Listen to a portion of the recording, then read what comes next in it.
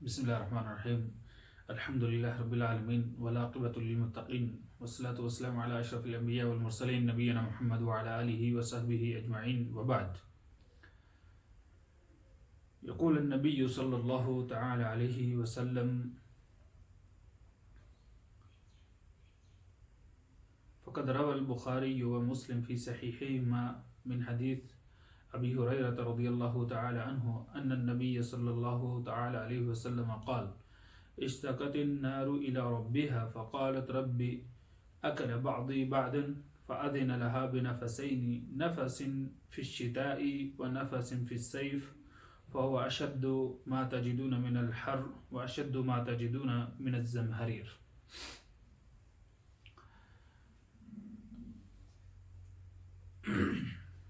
محترم ناظرین کرام، آج بہت ہی اہم حدیث پہ میں آپ کے سامنے گفتگو کرنا چاہتا ہوں. اس وقت ہم اور آپ جس موسم سے گزر رہے ہیں، انتہائی ٹھنڈا موسم ہے، سردی اپنے عروج پر ہے، اور جب گرمیاں ہوتی ہیں، جو لوگ گرم علاقوں میں رہتے ہیں وہ جانتے ہیں کہ گرمی کتنی ہوتی ہے. جب 50 ڈگری سے زیادہ گرمی چڑھتی ہے، اوپر جاتی ہے، تو گرمی کی وجہ سے کیا حال ہو جاتا ہے، زمین کس قدر تپ جاتی ہے اور پتھر کتنے گرم ہو جاتے ہیں. اور سردی سے اس وقت کتنے ملکوں میں بے شمار لوگ ہیں جو یعنی کتنے ہی لوگ جو ہیں وہ وفات پا چکے ہیں، اس دنیا سے جا چکے ہیں سردی کی وجہ سے. حدیث ہے، نبی کریم صلی اللہ تعالی علیہ وسلم نے ارشاد فرمایا: اشتکت النار الی ربها، آگ نے یعنی جہنم نے شکایت کی اپنے رب کے پاس. کیا شکایت کی؟ کہا کہ اکل بعضی بعضا، میرے بعض نے بعض کو کھا لیا ہے. کس وجہ سے؟ بہت سخت سردی کی وجہ سے یا بہت سخت گرمی کی وجہ سے. میرے بعض نے بعض کو کھا لیا ہے، بہت سخت سردی یا گرمی کی وجہ سے ایسا ہو رہا ہے.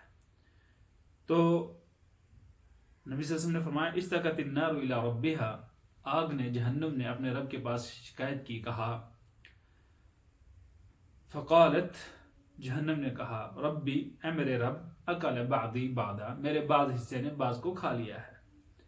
فاذن لها بنفسین، نبی کریم صلی اللہ علیہ وسلم نے ارشاد فرمایا کہ اللہ رب العالمین نے اس کو 2 سانس لینے کی اجازت دی.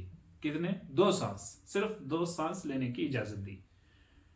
فاذن، تو اجازت دی اس کو، لہا یعنی اس کو اجازت ملی، بنفسین، 2 سانس کی، نفس فی الشتاء، ایک سانس جو وہ سردی میں لیتی ہے، ونفس فی الصیف، اور ایک نفس، ایک سانس، ونفس فی الصیف، ایک سانس وہ جو گرمیوں میں لیتی ہے جہنم.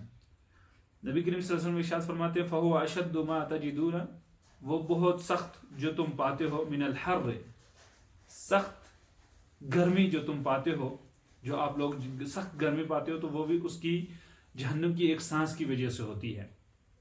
وَأَشَدُّ مَا تَجِدُونَ مِنَ الزَّمْهَرِيرِ، اور جو زمہریر سردی کو، سخت کڑاکے کی سردی کو بولتے ہیں، اور سخت سردی جو تم پاتے ہو وہ بھی جہنم کی ایک سانس کی وجہ سے ہے.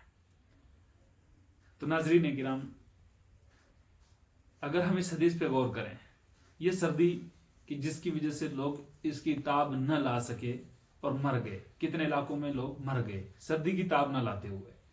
اور گرمیوں میں بھی آپ جانتے ہیں کہ کتنے سارے لوگ ہیں اس گرمی کی تاب نہ لاتے ہوئے اس دنیا سے چل بستے ہیں. جو ٹھنڈے علاقوں کے رہنے والے جب وہ گرم علاقوں میں چلے جاتے ہیں تو وہ نہیں برداشت کر سکتے، یہاں تک کہ ان کی موت بھی ہو جاتی ہے. اور گرم علاقوں کے رہنے والے سرد علاقوں میں نہیں رہ سکتے ہیں. کئی سارے لوگ سوال کرتے ہیں کہ جہنم، جب آگ جہنم ہے، آگ، تو شیطان کو آگ سے پیدا کیا گیا، تو شیطان کو آگ کیا نقصان پہنچائے گی؟ تو جہنم صرف گرم ہی نہیں، جہنم ٹھنڈی بھی ہے، سخت کڑاکے کی ٹھنڈی بھی ہے جہنم، اس میں سخت قسم کی سردی بھی ہے.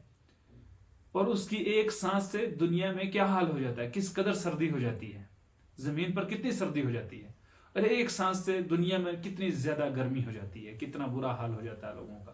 اے سی لگا کے، فین لگا کے، طرح طرح کے انتظامات کر کے برا تھک جاتے ہیں لوگ، لیکن گرمی اور سردی سے انسان جو انتظامات کر کے پھر سردیوں سے یا گرمیوں سے نپٹ نہیں پاتے ہیں۔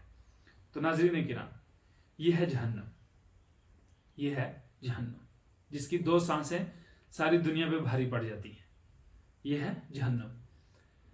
اور جس جہنم کے بارے میں اللہ رب العالمین نے ارشاد فرمایا کہ وقودها الناس والحجارہ، یہ وہ جہنم ہے جس کا ایندھن لوگ اور پتھر ہیں، اور عدت للکافرین، جو کافروں کے لیے تیار کی گئی ہے۔ کن کے لیے؟ اللہ رب العالمین کے نافرمان بندوں کے لیے، اللہ رب العالمین کے نافرمان بندوں کے لیے، جو کافر ہیں، جو اللہ کو نہیں مانتے ہیں، اللہ کا انکار کرتے ہیں، ایسے لوگوں کے لیے جہنم تیار کی گئی ہے۔ آپ یہ بھی جانتے ہیں کہ قرآن حکیم کے اندر اللہ رب العالمین نے ارشاد فرمایا کہ جب جنتی جنت میں چلے جائیں گے، جہنم میں چلے جائیں گے، حساب و کتاب ہو جائے گا، تو جہنم والوں سے پوچھا جائے گا ما سلککم فی سقر، تمہیں کیا چیز جہنم میں لے آئی، سقر میں، اس آگ میں کیا چیز لے آئی؟ تو وہ جواب جو دیں گے وہ کہیں گے وقالوا لم نک من المصلین، ہم نماز نہیں پڑھتے تھے۔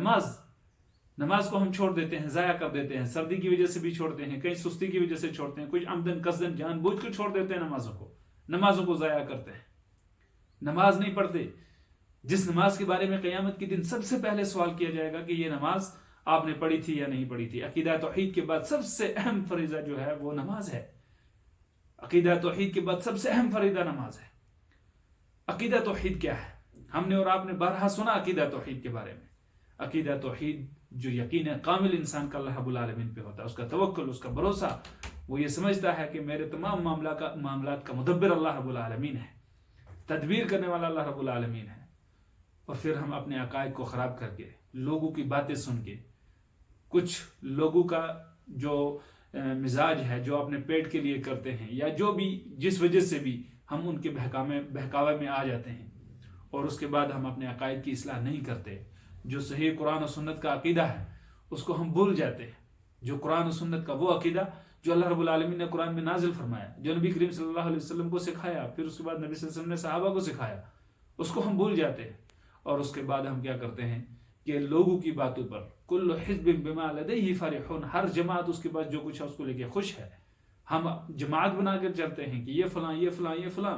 قرآن کو پڑھنا ہم نے چھوڑ دیا، نبی صلی اللہ علیہ وسلم کی احادیث مبارکہ کو ہم نے پڑھنا چھوڑ دیا، عقیدے کے مسائل ہم نے پڑھنے چھوڑ دیے، نماز کے بارے میں نماز کا طریقہ سیکھنا چھوڑ دیا، نمازیں کیسے پڑھنی ہے، روزے کیسے رکھنے ہیں، اپنے دین کی جو مسائل ہیں، فقہی مسائل، ان کو ہم نے سمجھنا ہی چھوڑ دیا، ان کو پوچھنا، علماء سے رجوع کرنا ہی چھوڑ دیا، اس کے بارے میں پڑھنا ہی چھوڑ دیا کہ ہمیں ضرورت نہیں ہے، ہمیں یہ ہے۔ اور کچھ لوگ تو یہاں تک کہتے پھرتے ہیں کہ جی آپ کیا کریں کہ بزرگوں سے جڑ جائیں، اولیاء سے جڑ جائیں، باقی آگے وہ سنبھال لیں گے۔